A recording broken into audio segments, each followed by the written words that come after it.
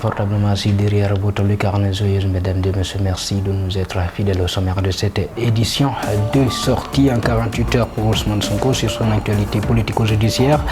Dans un message vidéo publié ce mardi soir, le leader de PASTEF qualifie sa condamnation de banditisme judiciaire et renouvelle encore une fois son appel à une lutte proactive. Préparation de la Tabaski 2023, le Premier ministre Amadou Ba engage 13 mesures pour satisfaire la forte demande d'approvisionnement en moutons. 810 000 têtes sont maintenues pour cette année, dont 260 000 à Dakar. Enfin, le ministre du Commerce matérialise la CONAREL entendue par la Commission nationale de régulation du loyer des locaux à usage d'habitation. Cette structure devra proposer des mesures pratiques contre les hausses illicites au niveau du marché locatif. Voilà pour le sommaire. Mesdames et messieurs, bienvenue à vous. Dans un message vidéo publié ce mardi soir sur sa page Facebook, le président de PASTEF, Ousmane Sonko, a qualifié sa condamnation de banditisme judiciaire sans évoquer les débats de l'opposition, surtout avec son classe contre Barthélémy Dias, ni un dialogue avec le chef de l'État. Ousmane Sonko a encore appelé à une lutte proactive et de la durée. Nous sommes plus que jamais déterminés à aller jusqu'au bout de ce combat. Nous sommes plus que déterminés à en finir avec le régime de Macky Sall. En profiter pour vous rassurer qu'aujourd'hui, plus que jamais, Ousmane Sonko est candidat à l'élection présidentielle de 2024. Et comme je l'ai toujours dit, en dehors de la volonté divine, il n'existe pas de créature sur terre qui peut m'empêcher d'être candidat à cette élection. Vous rassurez que ma détermination reste intacte à tout point de vue. Rien ne peut m'ébranler, rien ne peut m'atteindre, et chaque acte posé est une motivation supplémentaire à en finir avec le régime de Macky Sall. Et je suis heureux de constater que je le partage avec des millions de Sénégalais, la majorité écrasante des Sénégalais. Chers amis, ce qui s'est passé hier est d'une gravité extrême. Ce n'est même pas une parodie de justice, c'est du banditisme judiciaire comme je l'avais prédit avant-hier. Mais je voulais dire également que l'objectif recherché par Macky Sall est double. Le premier, c'est un objectif de rassurer le petit club de magistrats complètement soumis à ses desiderata qu'ils peuvent poser des actes similaires en toute quiétude parce qu'il a tous les moyens pour les protéger. Un plan d'action pour la préparation de la Tabaski 2023 a été validé ce 9 mai au cours d'un conseil interministériel tenu à Diamniadio. La rencontre a été présidée par le Premier ministre Amadou Ba qui a pris d'importantes mesures tendant à satisfaire la forte demande d'approvisionnement en moutons avant la fête de la Tabaski. Les ministres des Transports, du Commerce et de l'Élevage faciliteront une concertation entre les transporteurs et les opérateurs de moutons de Tabaski en vue de la consolidation des acquis relatifs à la détermination d'une tarification consensuelle pour le convoyage des animaux afin d'éviter la surenchère souvent observée dans ce domaine à l'approche de la fête. Le ministre de la Santé mettra en place des postes de santé rapprochés au niveau du foirail et des points de vente de Dakar, ainsi que des équipes préventionnistes au niveau des différents points de vente. Le ministre du Commerce incitera les provendiers à faciliter aux opérateurs l'accès aux aliments usinés par l'installation de stocks rapprochés au niveau des points de vente autorisés et veillera à l'application des prix fixés.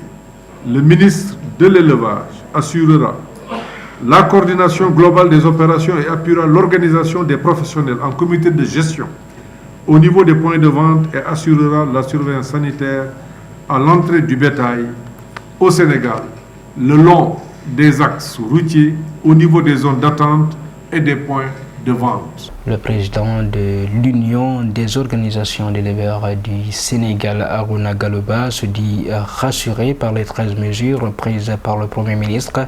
Il est d'avis que le marché sera bien approvisionné cette année et que les prix des moutons seront accessibles à tous. Pour cette année, les besoins en moutons restent maintenus à 810 000 têtes, dont 260 000 pour la région de Dakar. 37 sites seront aménagés en ce sens de la capitale pour servir de point de vente.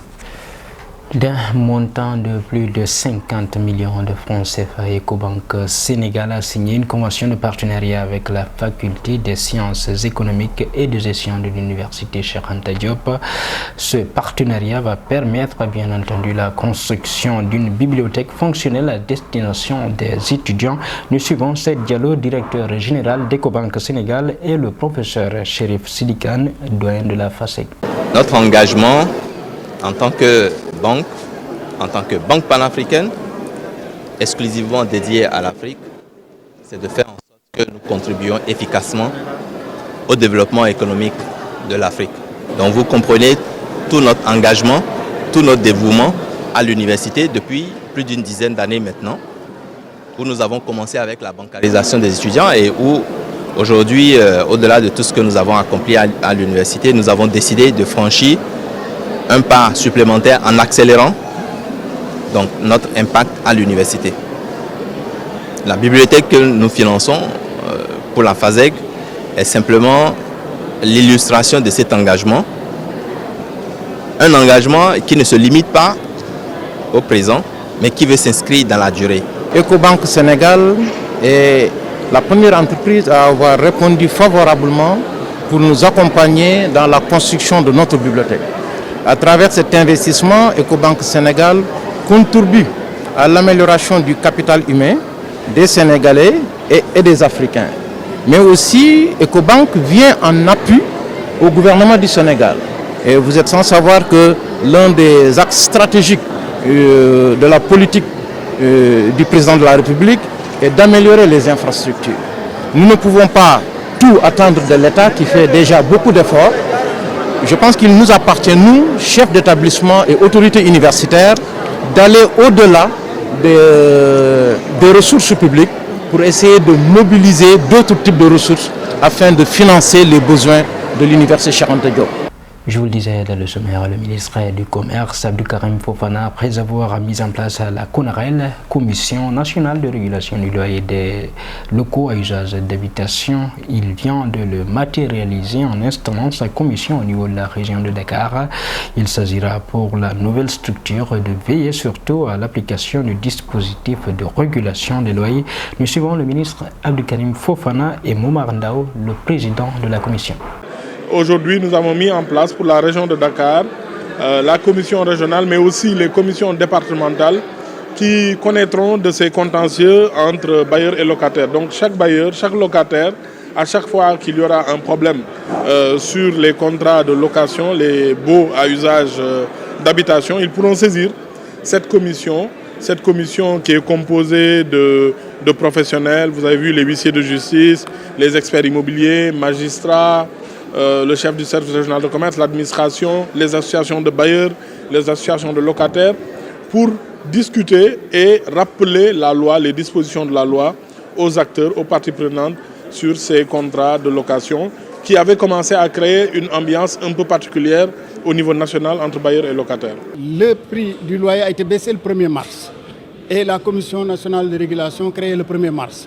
Jusqu'à présent, nous n'avons pas de locaux à nous. Mais nous avons commencé à travailler dès le 1er mars. Parce que c'est un travail qui a commencé presque 1 an et demi avant et qui a abouti à ce décret-là. Aujourd'hui, nous travaillons avec les moyens du ministère du Commerce pour que l'on puisse faire face à cette demande sociale extrêmement importante.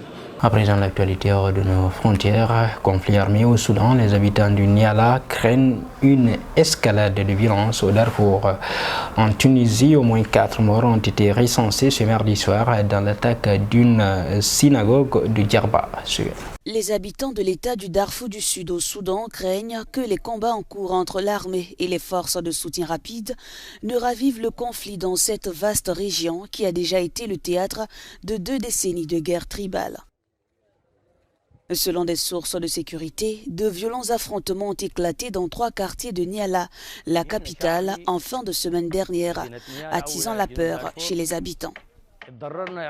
En tant qu'habitant de la ville de Niala, raconte cet homme, nous sommes touchés par une guerre avec laquelle nous n'avons rien à voir. Cette guerre a détruit le Soudan et le peuple soudanais est affecté d'une manière dont nous n'avons pas encore conscience. Les généraux se battent pour le pouvoir, tandis que le peuple soudanais, lui, souffre et est obligé de se déplacer. Après Khartoum, les combats entre les belligérants ont touché Niala, causant la mort de plus de 60 civils, l'incendie et le pillage de plusieurs marchés par des milices armées, aux grandes dames de la population et des commerçants. Le 16 avril à 5 h du matin, un incendie s'est déclaré ici. Et les pompiers qui étaient présents près du marché n'ont pas voulu éteindre le feu. Jusqu'à présent, le feu brûle toujours et nous ne comprenons pas ce qui se passe. Les gens ont été gravement touchés. Plusieurs citoyens qui faisaient leurs courses au marché, dont un vendeur qui ne cesse de pleurer en voyant le marché dans cet état. Ce conflit a conduit à la division de Niala, la deuxième ville la plus peuplée du Soudan. La partie ouest est contrôlée par l'armée, tandis que l'est est dirigée par les forces de soutien rapide. Déjà visé par un attentat islamiste en 2002, le traditionnel pèlerinage annuel de l'Agriba sur l'île tunisienne de Djerba est à nouveau endeuillé. Aux alentours de 20 h mardi, les célébrations ont été interrompues lorsqu'un agent de la garde nationale maritime a tué 2 fidèles ainsi que 2 membres des services de sécurité avant d'être abattu. Selon le ministère de l'Intérieur, l'assaillant avait été démis de ses fonctions pour ses sympathies extrémistes. Après la révolution du printemps arabe, la Tunisie a connu un essor de groupes djihadistes, mais les autorités affirment avoir obtenu ces dernières années des progrès significatifs dans la lutte contre le terrorisme. Plus de 5000 pèlerins juifs, essentiellement venus de l'étranger, ont participé cette année au pèlerinage de l'Agriba, qui est au cœur des traditions des 1500 Tunisiens de confession juive, vivant majoritairement à Djerba. Cette attaque survient au moment où le tourisme enregistre une forte reprise après un net ralentissement pendant la pandémie de Covid-19, dans une Tunisie marquée par l'instabilité politique, une grave crise financière, économique et sociale. Sport à présent pour refermer cette édition d'information. La Fédération sénégalaise de basketball s'apprête à renouveler son comité directeur. Dans un communiqué parvenu à notre rédaction, le comité électoral autonome a informé de la liste des clubs qui vont participer au vote. On compte 25 clubs en première division et 85 en seconde division. Les ligues de Dakar, Thiès et Ziguinchor sont fortement représentées. En Europe et sur le vieux continent, Manchester City est allé accrocher le Real de Madrid un but partout mardi au Santiago Bernabéu en demi-finale allée de la Ligue des Champions et devra donc désormais battre les champions d'Europe en titre le 17 mai prochain à l'Etihad Stadium pour espérer se qualifier en finale. Ce soir, duel milanais au rendez-vous. Le Milan AC reçoit l'Inter de Milan à 19 h GMT au San Siro. Mesdames et messieurs, voilà qui met fin à cette édition d'information. Tout le plaisir a été pour moi de vous servir. Restez bien entendu en notre compagnie. L'information continue sur tempoafrica-mag.com.